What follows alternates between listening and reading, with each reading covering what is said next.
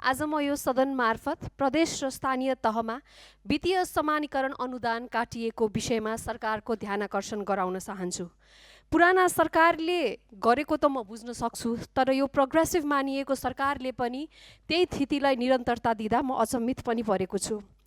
सम्मान्य सभामुख महोदय, नेपालको संविधान धारा 251ले राष्ट्रिय प्राकृतिक स्रोत तथा वित्त आयोगको भूमिका र अधिकारलाई स्पष्ट रूपमा परिभाषित गरेको छ।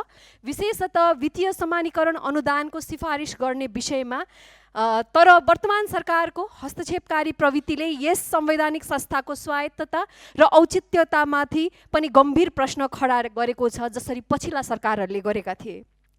हरेक आर्थिक वर्षको अन्तमा अग्रिम रूपमा सङ्घ सरकारले स्थानीय सरकारलाई पठाएको सिलिङमा 10 देखि 25% सम्मको कटौती गर्दा स्थानीय तहमा कार्य सम्पादन भइसकेका फाइलहरू स्रोत अभावमा भुक्तानी हुन पाउँदैनन्। उक्त भुक्तानी नदिँदा त्यो पाउने व्यक्ति वा कम्पनीले कसरी स्वीकार गर्छ?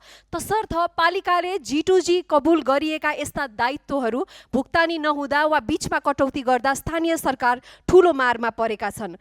भुक्तानी त गर्नै पर्ने हुन्छ, तर यसको सम्पूर्ण प्रेसर चाहिँ पालिकालाई पनि पर्छ र यो भुक्तानी नपाउनेलाई पनि यो ठुलो अन्याय हुन्छ। अब बीचमा यो कटौती गर्ने प्रक्रियालाई चाहिँ हामीले पुनर्भाषित गर्नुपर्छ जस्तो लाग्छ।